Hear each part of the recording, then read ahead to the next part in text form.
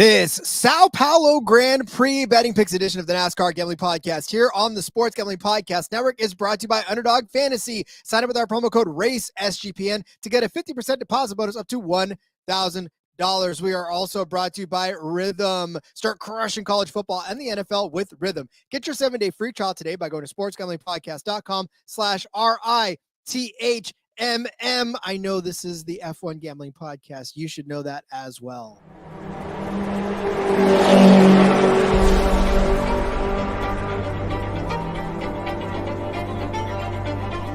Get ready for speed. You just wait, sunshine. You just wait. Get ready for the passion. To whom it may concern you. Get ready for the raw emotion. Sì, ragazzi! Grazie, dai, forza Ferrari! Get ready for the F1 Gambling Podcast on the Sports Gambling Podcast Network. Now, here are your hosts, Rod Villagomez and Cody Zeeb.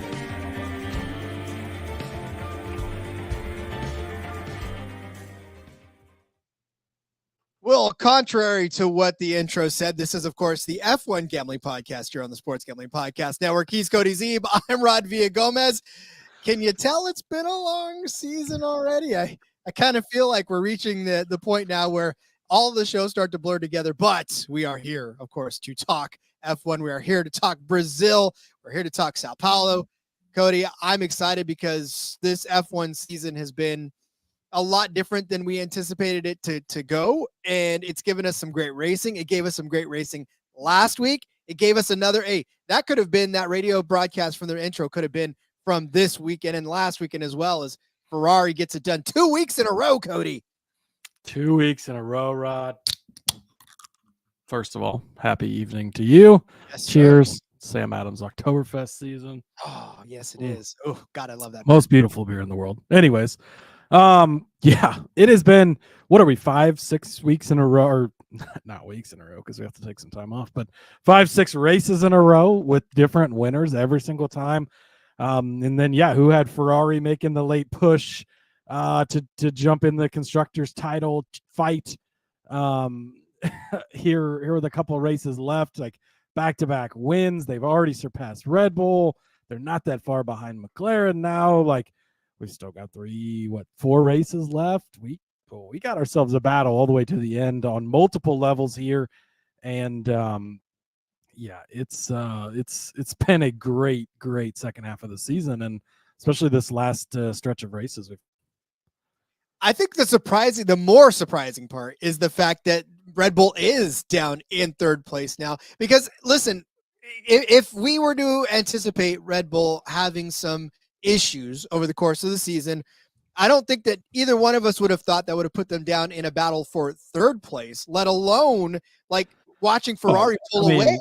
Yeah, you never even thought that really anybody was ever going to catch them, right? I mean, just in a general sense, but you have to go all the way back to, I believe, Spain in June was the last time that Max Verstappen won a Grand Prix.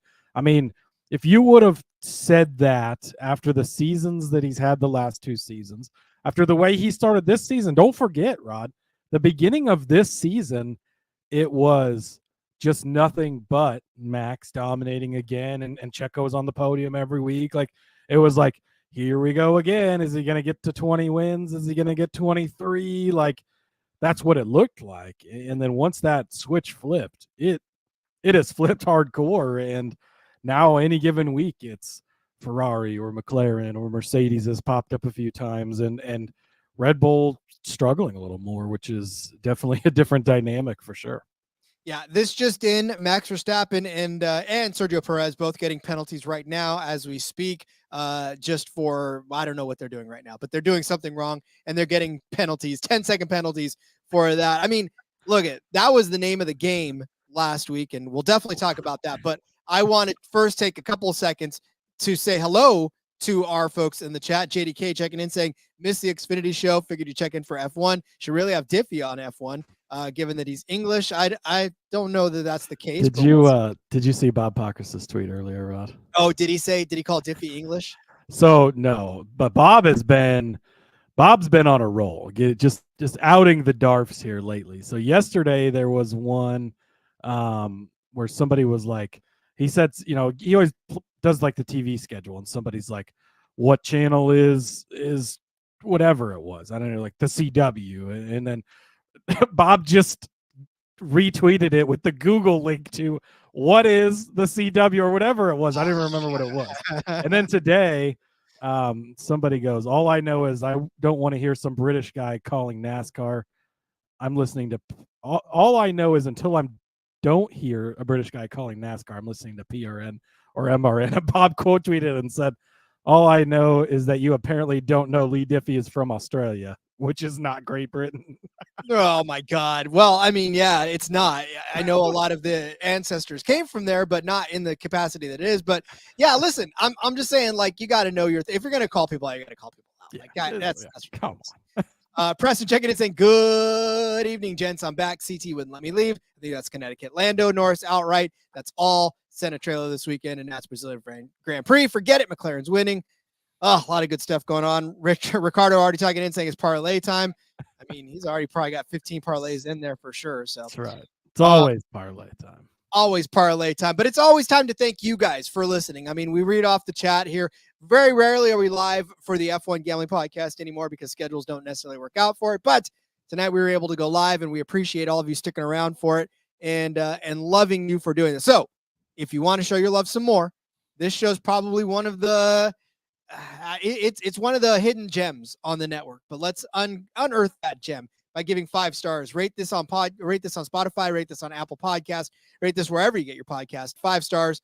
Make it climb in the ranks a little bit. We want the bosses to know that this is a powerhouse just as much as any other show on the network. And of course, stop corporate gambling from taking over the world. Just give us a 5-star rating. We'll love you forever. I mean, we don't beg very much, but this is the spot in the show where I have to beg. See, it's put in the script. So gotta love it. All right, Cody.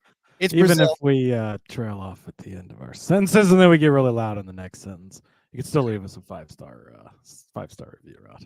Little call back to our NASCAR gambling podcast earlier this evening where we were talking about NASCAR, where we like to do.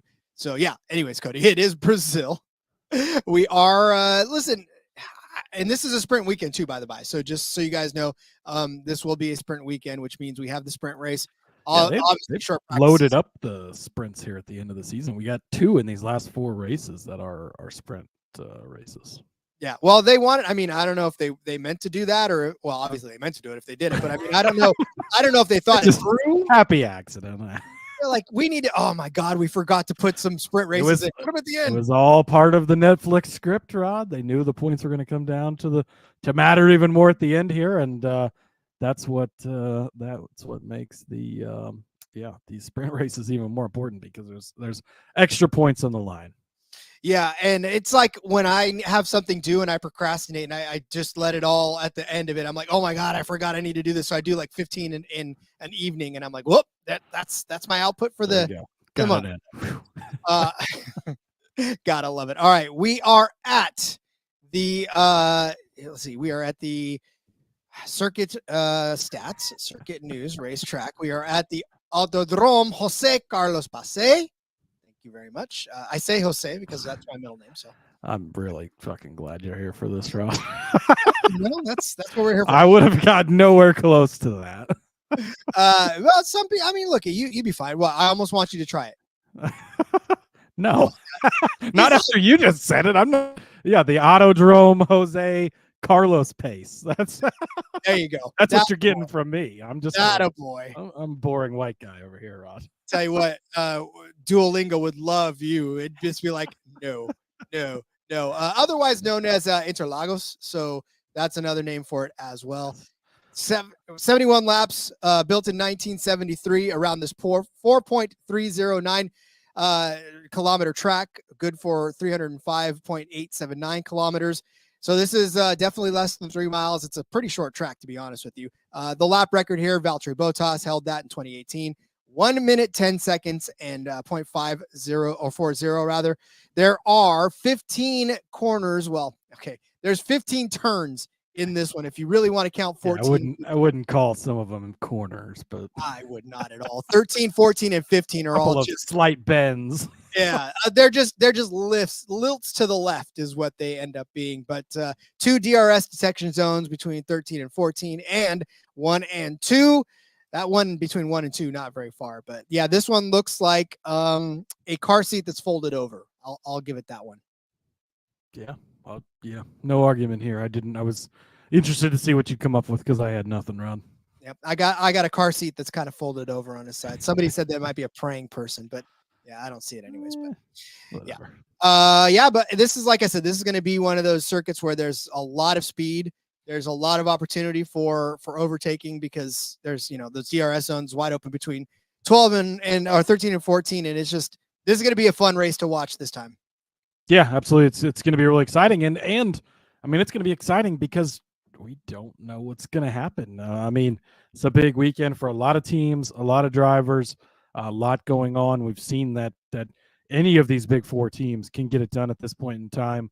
You got to come into the weekend and execute. You can't be getting bounced in Q1 like Checo does. I mean, that's why that's why Red Bull rather. Well, that's why Ferrari passed Red Bull. That's what I was trying to say.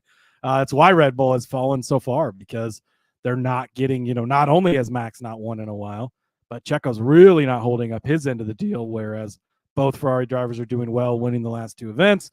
Both of the McLaren guys are doing well, obviously, here as of late also. And then Mercedes is a little more hit and miss, but they've definitely had their flashes along the way as well. And so, yeah, I'm pretty excited just to finish out this F1 season because there's a lot of storylines, and it's not just another Max is going to win again. How much is Max going to win by? Like, you really don't know going into this who it's going to be, which team it's going to be, how they're going to get there, and that makes it exciting.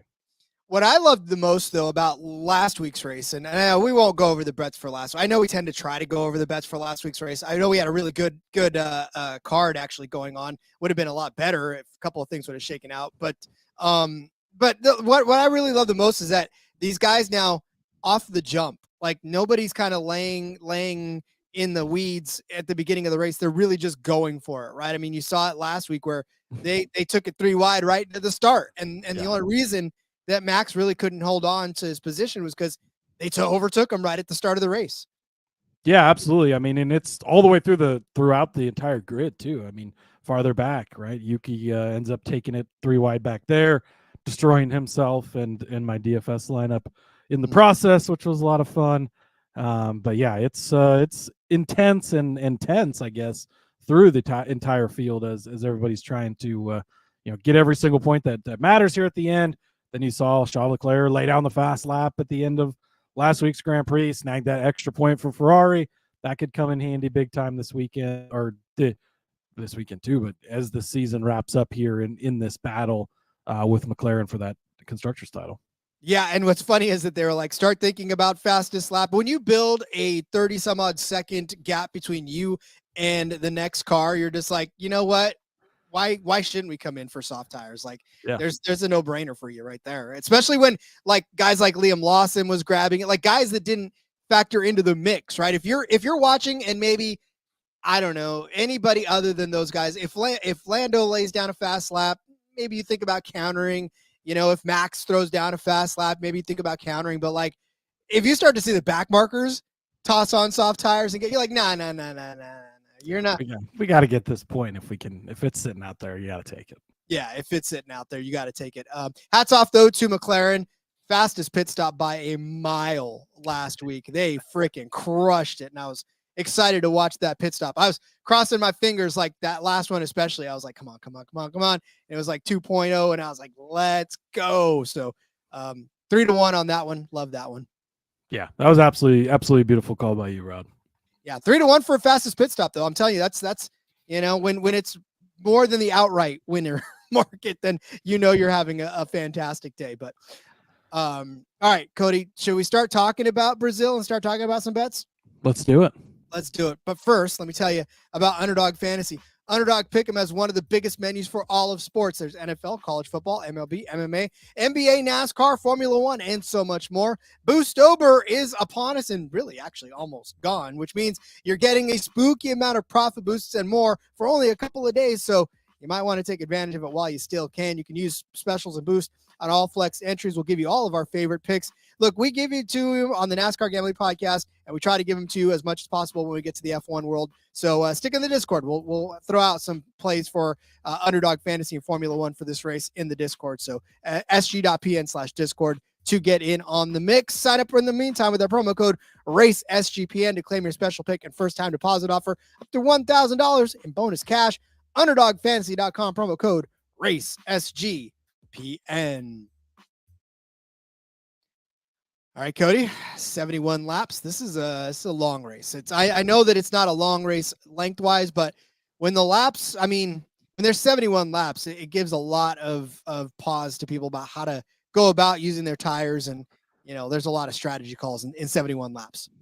Yeah, it's obviously a lot more than you normally. It's 55 range or so, and shorter circuit, of course, leads to more laps, which can be entertaining in and of itself, Rod. All right, you ready to get into these bets? I'm ready to start talking about some folks. Let's talk about some drivers. Let's do it. I have chosen the side this week, Rod, of undervalued drivers, and I'm going to start with Fernando Alonso himself. I think he's being a little bit undervalued this week, Rod. I'm going to take his points finish. Our friends over at BetUS have that at -110. -110 for Fernando Alonso being the points, Rod. Who would have thought we'd see the day, but it is there. Also, his top 6 over on BetUS. BetUS, by the way, killing it with the F1 odds this week. I think every single bet I'm giving out, I found the best odds on BetUS. So shout out to them for that. But top 6 at +900, so 9-1 for Fernando Alonso. He's had a couple of rougher races these last few races, right? Some things have gone wrong. That's going to happen. But he was 3rd at Singapore. That was just 3 races ago. 6th place at Qatar. That was just 4 races ago. We're not that far removed. And now that seems like a while ago, right? Because we just had 2 races back-to-back these last 2 weeks, but it's been an entire month before that. And so you think, wow, that's been 5-6 races ago. Not really. It was only 3-4 races ago that he's had a couple of points finishes here. But he's also been really good at this circuit in particular in the points the last 3 times we've been here. 9th place in 21 when he was with Alpine, 5th place in 22. Last year actually landed it all the way on the podium with a 3rd place finish. I think Aston Martin's obviously fallen off a little bit. Obviously, some of these other teams have surpassed more where they were before. So I don't know that he's going to get all the way to the podium, but I think that a top 6 definitely in play for him. And again, so going back, 18th, 13th, the last 2 races. But before that, it was 8th, 6th, 11th, 10th, 8th, 11th, 10th, 12th. So he has 12 points finishes this season, Rod, in total, which is quite a few. 15 times he's been in the top 11. So if he's not in the points, he's within a spot of being inside of the points. I just think we're maybe overcorrecting a little bit on 2 more down races, right? I mean, 13th. So last week was 18th place, right? He ended up out of the race fairly early, but 13th place 2 races ago in the United States. It's still outside of the points, but you're not that far out of the points. But you go back and all these points finishes this season, all these top 11s. I think that we're underrating Alonso a little bit and maybe overcorrecting the number here. So I think -110 for a guy that has been a pretty solid just points machine over the last couple of seasons. So much so that it had gone from being the best of the rest to with the top 4 to being the best of the rest and Aston Martin for a long time, right? And we've still been seeing that. So give me Fernando Alonso to finish in the points at -110 and to finish in the top 6 at 9-1. I wonder when they're going to correct. I wonder when they're going to figure out that it's just back down to 4 again, because Stroll and Alonso, they can be good. And I think you're right, Cody. I think this is a track in which Alonso will get back into it, and especially into the points. I mean, this is an Aston Martin, right? This isn't a Williams. This isn't a it's to Kick Sauber for sure. Like those guys. I mean, like Kick Sauber is kind of the only one that I don't think you could get a points finish from right now. Everybody else is at least capable of jumping up there, but Aston Martin is still kind of that middle tier. It's the big 4. Aston Martin, and then kind of or at least the big four, Fernando Alonso, and then the others, if you want to lump Stroll in with the rest of the guys.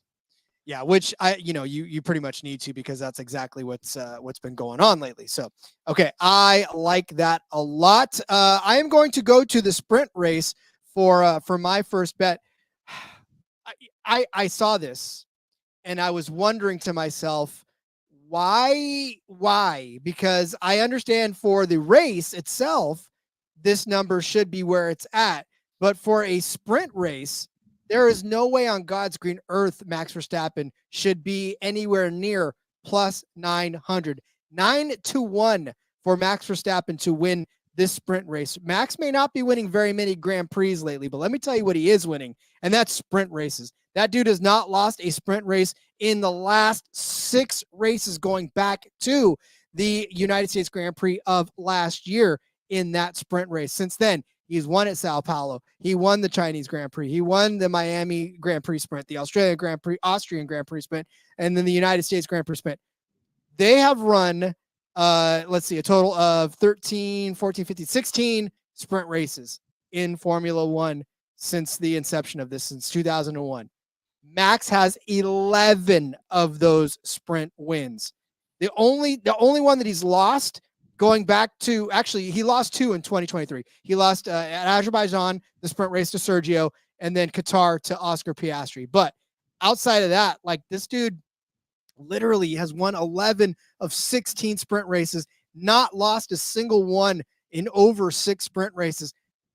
At 9-1, that's better than the outrights for the race for some of the favorites like Lando and Shaw. You know how, man, I'm ecstatic about this because I don't understand why it's there. If they think they can't, if they're taking one for one what's going to happen in the Grand Prix and try to translate it to the sprint, you can't.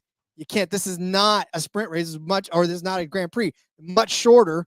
And obviously Red Bull's got this wired. They don't need to worry about strategy for tires. They just got to go out and run fast. And that's what Max Verstappen does, especially on sprint races. So I'm taking Max Verstappen to win this sprint race, something he's done 6 times in a row, something he does not do very often. And then I'm going to take Red Bull as the winning car at plus 750 for the sprint race. That's all on BetUS. You can find this on BetUS. DK has this as well, but they don't have nearly the good numbers that they do. In fact, they don't even have the sprint winner, DK. They just got the sprint winning car, and they've got Red Bull at plus 550.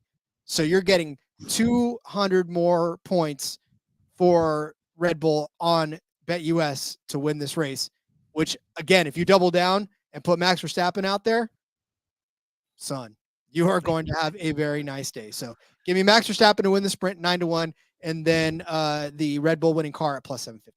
Yeah, I have more thoughts on Max coming up, so I'll save my thoughts on Max. But it's going to be a Max weekend, I think. And yeah, this is in keeping with my trend of being disrespected. I think that these numbers are very respectful on Max Verstappen. And that's fine, because this is exactly the kind of position you want to be in. When we had told you at the beginning of the year, at the end of last year, it's so difficult to bet on Max because you pound the numbers down so much that when they finally start to get in your favor, you know, now you're starting to lick your chops and try to get some good numbers on him, which, again, plus 900 to win a sprint race. Are you kidding me? I don't know. We would have seen that last year. I don't think we did see that last year. No, we might have seen minus 900 at one point, Rod. Yeah. You know what? You're right though. But all right, Cody, where are we going next? Yeah, next up for me, let's just stick right with Max Verstappen and the disrespect, Rod. So yours was for the sprint. Mine is going to be for the actual Grand Prix. Now, I would like to note he's likely going to take a 5-spot grid penalty in the Grand Prix because of a likely engine change that they're going to have to do. I've not seen that's been made official yet, but it is likely to happen. So likely going to be a 5-spot grid penalty. To your point of him winning the sprint race, I think that makes that even more important because now he's going to start behind the 8 ball in the Grand Prix already, needs to maximize those points. I also think that's going to push him in qualifying to make him start on the pole because then he'll be able to start 6th place on the grid. But the grid penalty doesn't bother me, Rod. Plus 160 for Max to sit on the pole, to sit on the podium rather, over on BetUS. We couldn't even get plus 160 for Max to win the race last season or even earlier this season. This number is just too big. Look, last week was last week, Rod. He's still getting penalties potentially for last week. I mean, everything that could go wrong for Max just seemingly all went wrong. But I think this is where it's come to a head, right? He's not won since all the way back in whenever the fuck I said June in Spain. It's been a long time. He's been really frustrated. Now, all this stuff with Lando over the last couple of weeks, the pushing back and forth, the hard racing, all the penalties last week. I think this is where Max Verstappen snaps out of it and says, I'm the best F1 driver. I'm one of the best drivers in the entire world, and goes out and shows us what Max Verstappen can do. And for this bet, he doesn't even need to get all the way to the win. Lando starts in the pole, maybe just runs away with it, whatever. Max is going to get up there. Yes, last week was an absolute disaster for Max, but he did qualify second place last week, so he had a good start, right? He was just third place in the U.S. Grand Prix. He was just second in Singapore. He's got 12 podium finishes this season. He won here last season. Now, I will say this track hasn't always been the best to him, right? Sixth place here in 22, second in 21. Last year was actually the first time he'd finally broke through and won here. But this is Max Verstappen. This is the best F1 driver in what's still a very good car, backed into a corner. They've obviously lost second place in the constructors now. The driver's title, he's still looking pretty good, but we don't want to fuck with that too much, right? Max is going to come out. He's going to be an absolute beast this weekend. He's going to channel all that. I think he's going to get on the podium. Plus 160 for Max to get on the podium. If I miss this, if I'm wrong on Max this weekend, at plus 160 for a podium, when we've been getting him at minus 350, minus 400 to win races for the last 2.5 years, I'll eat that loss. But I think that Max is going to show up. Even with the grid penalty, I think we're going to see the aggressive moves, and that could backfire, right? But right from the start, it's going to be, and he's going to have to go into this. That's the thing I love, Rod. We already know, right? This grid penalty's coming, and he knows it. We're going into this weekend with the mindset of be super fucking aggressive and go get this done. And I can't think of an F1 driver I want to have that attitude more than Max Verstappen with my money on him. So give me the Max podium at plus 160. So I was listening to the Race F1 podcast earlier today, and they were talking about how, or maybe it was yesterday. I think it was yesterday, but they were talking about Max Verstappen. And do you, if your Horner, try to rein him in? Do you try to tell him that this is not the way we want you to do? And yeah, exactly. Just the way you're shaking it. No, this is not. You don't tell Max Verstappen to lay off anything, because he's probably wouldn't listen first and foremost. I hate to make the comparison, right? Because it's obviously been a hot topic, but it's Kyle Larson. Like Kyle Larson, we see it in NASCAR, right? For our NASCAR listeners, Kyle Larson can be a wild card, and Tyler Reddick actually same thing, right? We saw the moves that Larson made last week. We saw the move that Reddick made 2 weeks ago, and sometimes they pay for it. Reddick paid for it at Las Vegas. Larson paid for it at Homestead, but those moves are what won Reddick the race last week at Homestead. That's what wins Kyle Larson so many races. The aggressive style they have and the unleashed drivers that they are, while they can push it over the limit and go too far at times, and Max can be the same way, especially getting in his own head.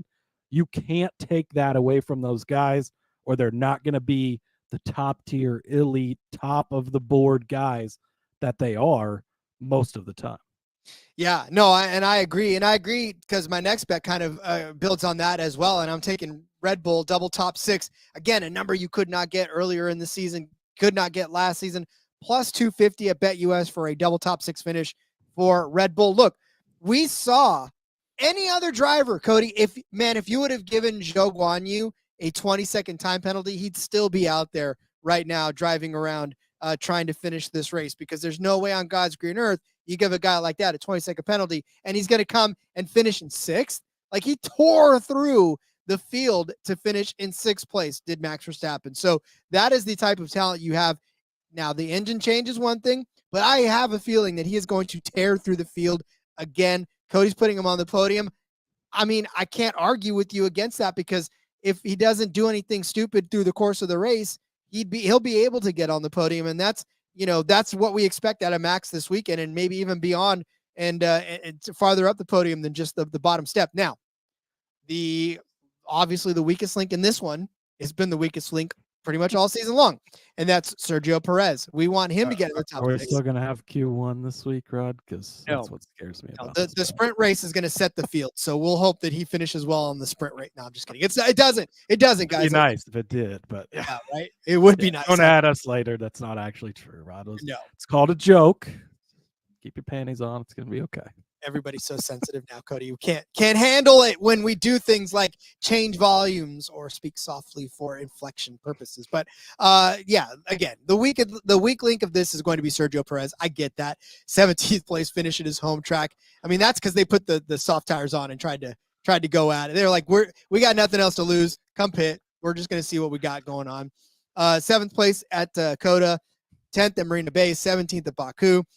But let's not forget. So listen, then we kind of harp on the fact that there's been a bad, but it's 8th place at Monza, 7th place at Zandvoort, and then Spa was a 7th place finish. The Hungary Grand Prix, 7th place at Spielberg, 8th place. So it wasn't bad. And then let's not forget, he started off the season on fire.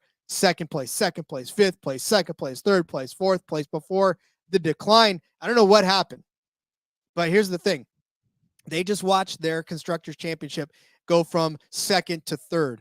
You don't think that this week Red Bull was okay, I'm not naive. Red Bull's been pounding the table all season long. But when you watch your lead or at least your 2nd place, you think, okay, well, at least we got 2nd place. And here comes Ferrari. They're like, not so fast, my friend. We're coming after the 1st place. You're fighting for 3rd with McLaren possibly. They've got 4 races, 3 races still? There's 4 left. Yep. 4 left. It's hard to follow because there's 6 years in between each race, but I'm just kidding. 4 races left to hold on and try to get 2nd back and to hold on to it for the rest of whatever upgrades they've been sitting on for the last few weeks, going in now. Everybody's throwing it all at the wall to see if it sticks. So I think both can still get in the top 6. It's still Red Bull. At the end of the day, it's still Red Bull. So I'll give them the benefit of the doubt this week. Give them 2 top 6 finishes at plus 250 because that's still a damn good number. Yeah, obviously I love Max getting inside of the top 6 here. Checo is going to be your biggest, weakest link, but we've still seen him get it done plenty of times. So there is that. John Little checking in. Hola, gents. Hola. Nice to see you there, John. Hola, mi amigo. All right. We are going to give you more of our bets, but let's step away first one more time and tell you about Rhythm. Those of you in the NASCAR gambling podcast world know exactly what I'm talking about. SGPN's proud partner Rhythm is the #1 AI-powered sports betting platform that helps provide bettors of all levels the ability to build custom predictive betting models in seconds and get predictions for betting on money lines, spreads, totals, and props. Build your own model, copy one of the top performing models from the leaderboard, or press build a model for me, and Rhythm's going to give you predictions for every game and player prop, and also has a myriad of stats, research, and trend analysis to give you even more betting insights. Rhythm went 24-3 in their props for NBA Night 1. Building myself a model to try to figure out which side of the Saquon Barkley rushing total to go on this Sunday. So far, the model's been telling me to hit the over on 84.5 yards. So I think I'm going to follow the model and do that as well. Maybe you should build your own model and claim your 7-day free trial in the process by going to sportsgamblingpodcast.com/rhythm. That's sportsgamblingpodcast.com/RITH. We're brought to you by BetUS. Bet with the best in the business. BetUS. BetUS has been around for more than 30 years. You can easily deposit using cryptocurrency and get lightning fast payouts. U.S. players, of course, you're always welcome. Come on board. BetUS is live with Trick or Treat on Horror Street from now until Halloween, which is today, tomorrow, yesterday, whatever. You can still probably log on and see if they're doing that, offering daily promotions and a raffle entry to win sports or casino pack that they will give away on October the 31st. You can also enter multiple times. Every $200 deposit gets you 1 entry. Look, we've already told you about the fantastic lines that we've been getting on BetUS. There's more. But wait, there's more. Go to sportsgamblingpodcast.com/BetUS. That's sportsgamblingpodcast.com/BetUS. Promo code SGPN. So they know that we sent you. BetUS, America's favorite sports book. But wait, Cody. There's more, Rod. Let's go back over to BetUS for this next bet because Like I already told you, all my bets are from BetUS this week. They killing it in the F1 market, and obviously we talk a lot about them in NASCAR, but football, I mean, all sorts of things. They've got really good odds and great options over there. So make sure you check them out. Use that promo code SGPN. All right, Rod. Next up for me, going back to the Aston Martin. Well, double points finish at one plus 1,000, so 10-1. I like Alonso. It's basically even money, right? Minus 110. Just a little bit of juice there, but like him already to get into the points. Now we just need Lance Stroll to join him, which he's done the last 2 years in this race, Rod. 5th place last season, 10th place in 2022. You like that. He was 11th at Mexico this past week, and he's been top 11 in 4 of the last 9 races. So it's decent enough, right? He's had some good finishes. I made a top 11 because a couple of those have been 11th place, right? But at 10-1, he's getting you within a spot in 4 of the last 9. That's good enough for me at this number. I'm already expecting Alonso to be inside of the points, and I think Alonso does it fairly easily. But Stroll is sort of an interesting case because when he shows up, and when he doesn't, right? It's like you really get one Stroll or the other, but when he shows up, he gets it done, and a 5th place finish is not crazy for Lance Stroll, which he did here last season. He can just come out and run that good. This is a track that over the last 2 seasons, a circuit over the last 2 seasons that he's done well at. I think he's going to continue that. He's coming off of an 11th place finish in Mexico just last week. No break, right? That was actually last week. So I think he's going to carry that momentum in, get one more spot on the grid this week, and get us into that top 10 for the points finish. So add to that Fernando Alonso love with his teammate Lance Stroll, put them together, gives you double points finish for Aston Martin at 10-1 over on BetUS. You probably didn't think that you'd be rooting for Stroll so hard in your entire life, right? I mean, but it's weird because obviously last season, this was a no-brainer. Like you knew that both Aston Martins would be finishing inside of the points. You knew, in fact, it really wasn't so much as how many can get in the points. It's can you get a double top 6? Can you get a double podium out of these guys? Yeah, it would have probably been fairly tough to even bet double points for Aston last year because Alonso was always luck, essentially, right? And then Stroll was doing it enough that you probably weren't getting a very big number. Obviously, not this big, or not 10-1 number for sure. And again, this is a lot of Alonso just being sort of disrespected, and then they're lumping Stroll in there with them. But we've seen strong performances from both of them over the last few races. Again, Alonso the last 2 weeks, it's been a little rougher, but he can bounce back. Dude's been in 6 million Grand Prix. He's going to race for the next 40 years. Like, Aaron Rodgers ain't got nothing on this guy. Like, he's going to, and he is actually still performing at a decent level. So he's got that over Aaron Rodgers too, Rod. Hey, man, I feel for him. I feel for the California kid in Aaron Rodgers. That guy, he should have been to the Niners, but that's neither here nor there. Maybe I'm kind of glad he didn't. I love him to death, but watching him decline has been kind of like type of the thing. But all right, I'm going to go to another double points myself, and this time I'm going to take Haas as a double points finisher. This one's at plus 185. You can get this one over at DK.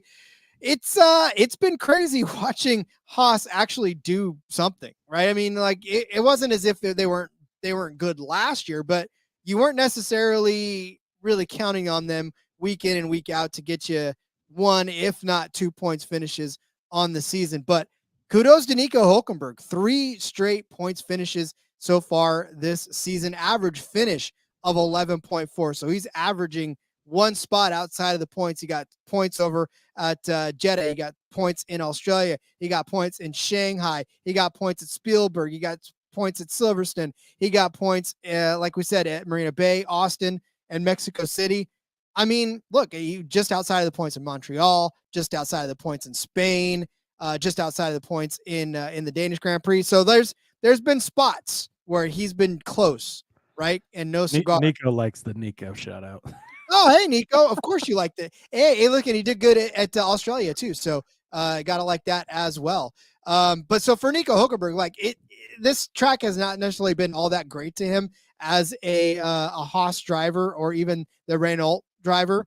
But he does have an average finish of 9.8 here. And between 2010 and 2017, all points finishes for him in the Sauber, in the Force India, in all these various cars that it was even a Williams car in 2010, but 8th, 5th, 8th, 8th, 6th, 7th, 10th. Like I said, the last 3 years haven't been so good for him in the 27 car. So, that's all right. 19, 15, 12. The 12th place is what I'll kind of lean on. The fact that he did finish 2 points outside of the points finish there. For Kevin Magnussen, like, it's funny because Nico Hulkenberg has been the stronger one. Kevin Magnussen has had his flashes of points totals as well, finishing the points in Mexico City last week. He finished 1 spot outside of the points at Austin, 10th place at Monza. He got a 10th place in Melbourne, couple of 12th place finishes for him. So much like Perez is probably going to be the guy that needs to perform better out of the two. This is going to have to be Kevin Magnussen performing better out of the two for these guys. On this particular track, he has a 14.3 place finish in 7 starts. He's got 2 points finishes in that span, a 9th place in 2018 and a 9th place in 2014, driving the Mercedes and also in Haas in 2018. So, I mean, he's capable of doing it. This equipment is it's better than Sauber. Right now, it's better than Alpine. It's better than Williams. It's better than the Racing Bulls. And there's your 5, right? That's your other 5, the big 5 and then the other 5. And I think that Haas team has elevated itself pretty much close enough to the top of that heap where they can both finish in the points in this race. So I like it at plus 185. Rod, do you know what type of engine those Haas F1 racing team uses? They use toy. No, I'm just kidding. What? Tell me. I think it's going to be Toyota eventually. It is going to be Toyota. Toyota. It is Ferrari. It is Ferrari. Yep. Yeah, it is Ferrari for now, which we've seen obviously an uptick from them, and we've seen it from Haas. It's crazy to me. I do like this bet, but it's crazy to me that Haas double points is at plus 185, and Aston Martin is at 10-1. Just that blows my mind. That's pretty crazy. But I do like this bet. Obviously, both of the Haas's have shown up and done really well lately. They've got two good drivers in there who are very solid on a week-to-week basis and get it done. So I do like your call out there, Rob. Indeed. All right, so we move on to the race winners. We used to just say it's Max, call it done. We might be back somewhere close to that there, Cody.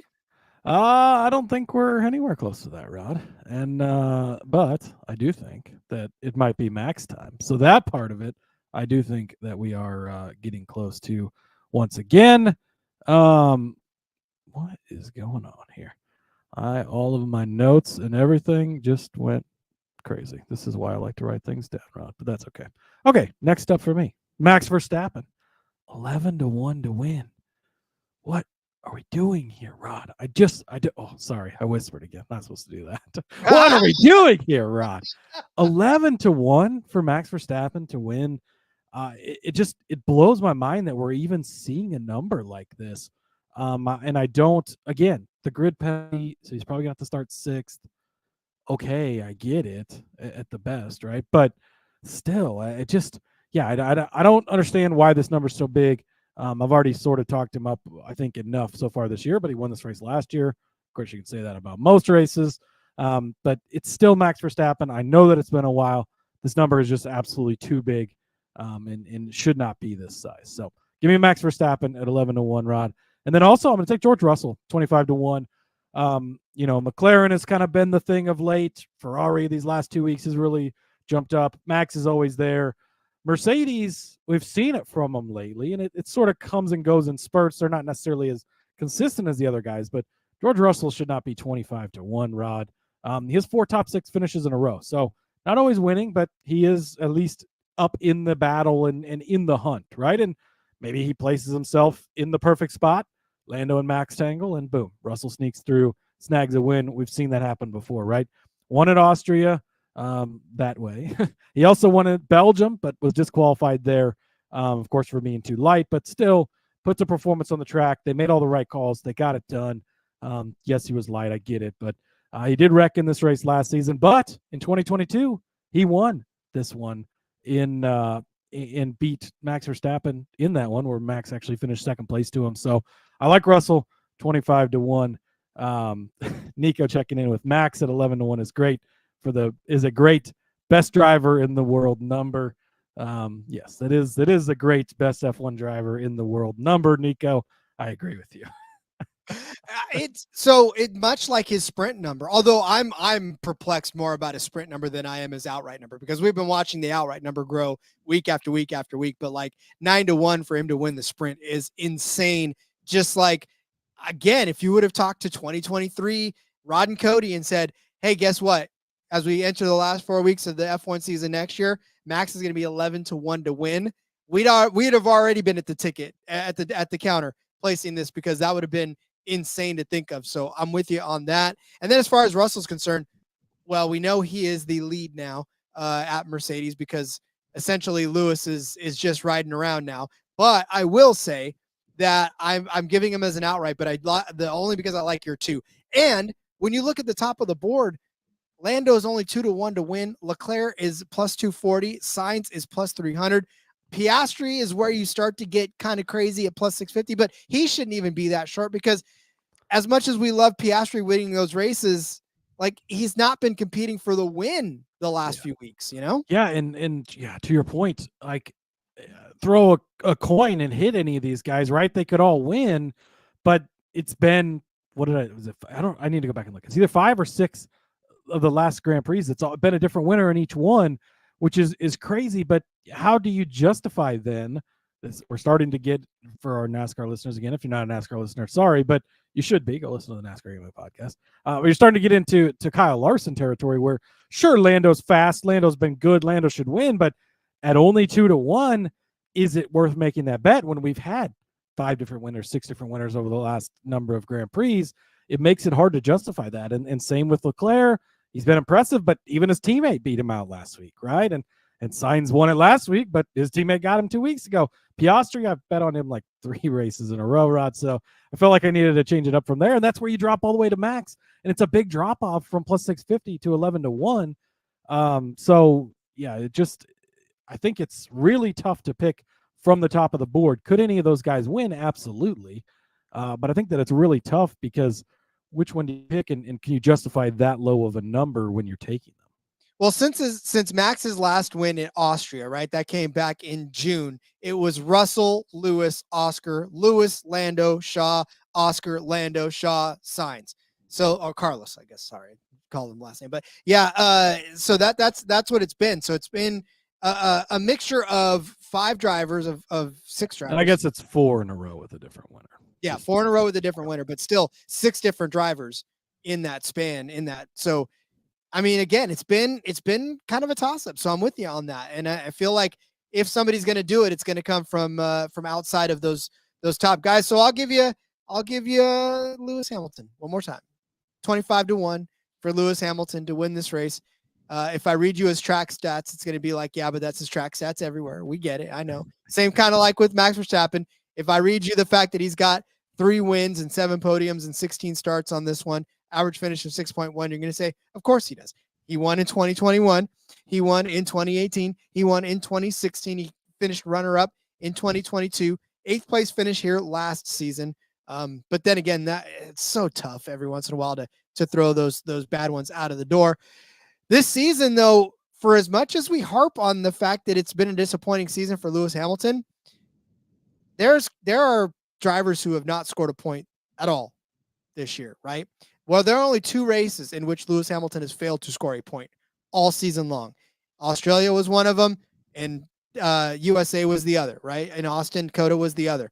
An 18th place finish in Australia, and then a 20th place finish at Texas.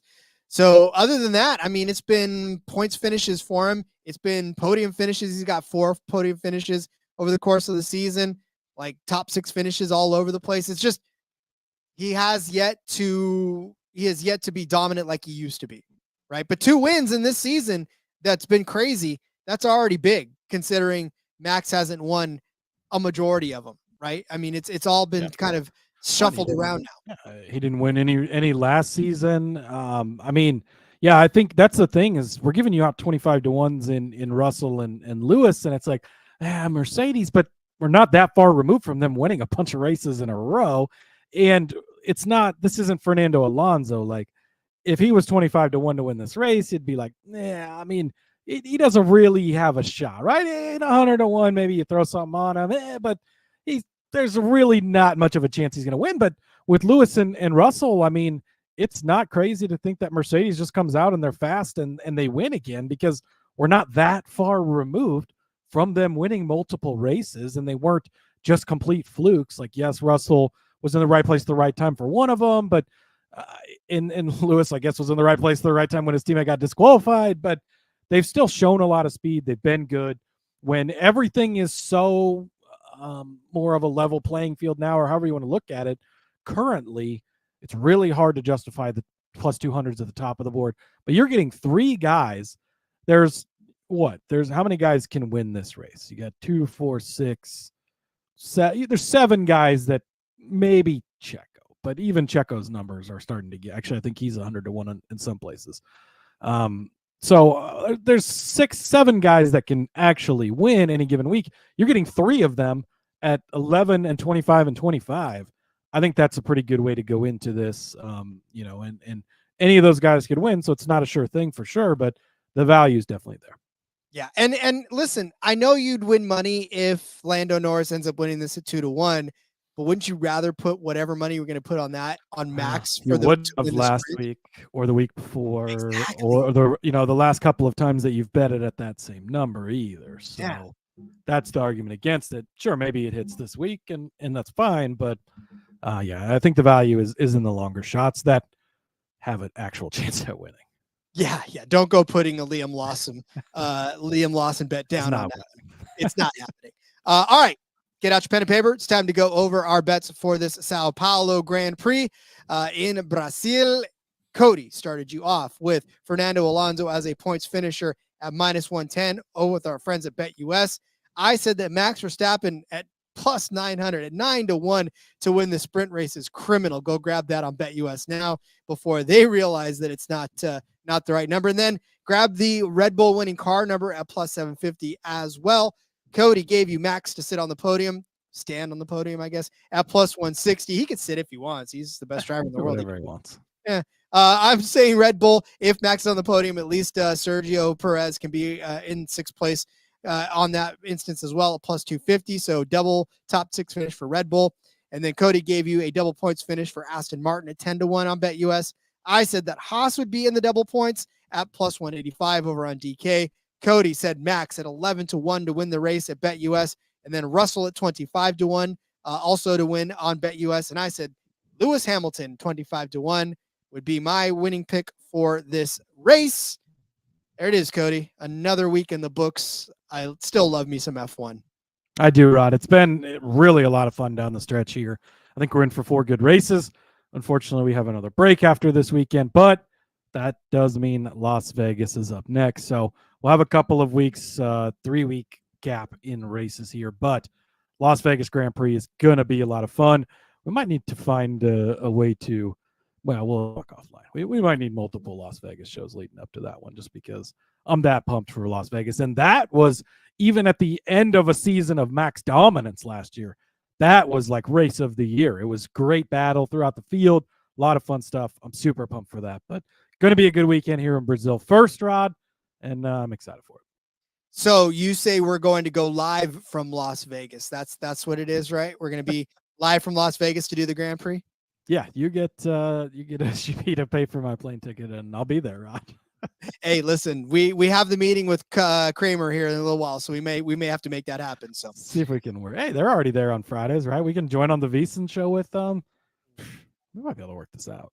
All right. We got maybe we start a GoFundMe to get us there. So, all right, everybody, thanks for joining us, Cody. We'll put a bow in this one. We'll come back next week and talk about it, and we'll go over some stuff to talk about, because we'll just recap the show. We'll do a recap show next week to have some fun breaking down this race. Let's do it. All right, Rod, follow me over on the X at Husker_Zeeb. You can find all my stuff there. NASCAR stuff, F1 stuff, NFL, a lot of NFL lately, which has been going pretty well. And yeah, follow it all, find it all over there. Follow the show as well at F1 Gambling Pod. If you want to see the YouTube version, go over to the NASCAR Gambling Podcast channel. You can see Rod's beautiful face Watch me while I end my sentences quietly, and then start the next sentence really loud for that one guy. Yeah, we'll see you guys next week. Yeah, those of you who listen on the traditional ones, you have no clue. We got a comment in our NASCAR that was, we don't necessarily always put them up there because it doesn't mean anything, but people don't like the way we trail off. And then come back again, inflection Well, is not even people, it's just one guy, and we're the one person. 530 some episodes into that show, and I've never heard that comment before. So yeah, maybe, I don't know, whatever. Sorry. That's right. Just I hope he's listening to this show. Shout out to him. I hope you stick around because you'll have fun. Indeed. All right. Well, then let's go ahead and I will sign off as well. Follow me on Twitter at RJ Villagomez. There is a link to everything I've got going on, whether it's here, whether it is on Sportsbook Review. And of course, check out the Back Road where Seth and Elliot have you covered for Martinsville in NASCAR coming up soon. All right, everybody. We love you very much. Thanks for listening. I'm playing the right music this time around. It's already been such a long season. I got a 10-second grid penalty for playing the wrong music, but until next time, ladies and gentlemen, let's go racing and let it ride.